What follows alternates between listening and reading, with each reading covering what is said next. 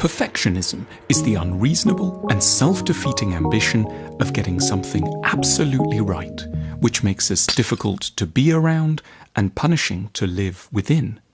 The origins of perfectionism lie in the imagination, in the ease with which we can conjure up a picture of an ideal state of affairs, compared with the monstrous difficulty of bringing such a state into being by ourselves. The sickness of perfectionism gestates in the fertile gap between our noble visions and our mediocre reality. And yet our problems do not ultimately arise just in our love of perfection. They lie in our reckless tendencies to under-budget for the difficulties of achieving perfection. The proper target for gentle criticism is premature perfectionism. How accurately we budget for time and effort is always dependent on a proper grasp of the inherent difficulty of any task. If we fully recognize something to be exceptionally difficult, we don't panic when our first efforts are weak and progress slow. It's difficult, but we knew it would be.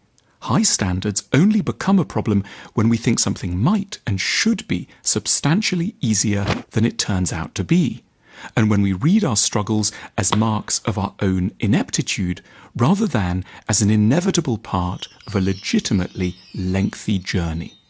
Perfectionism is only a problem because we have under-budgeted for difficulty, not because we are aiming high. It strikes when we imagine we might write a good novel in 6 months, or have a good career by the age of 30, or have worked out spontaneously how to have a successful marriage.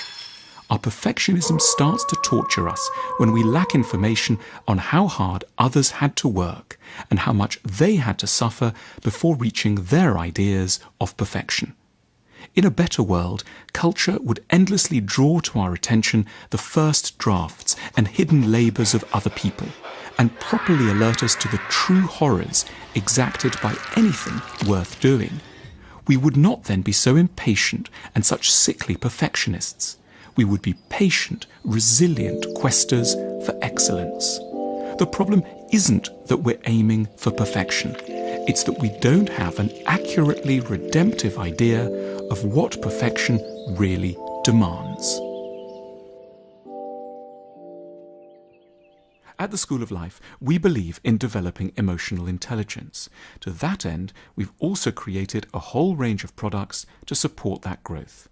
Find out more at the link on the screen now.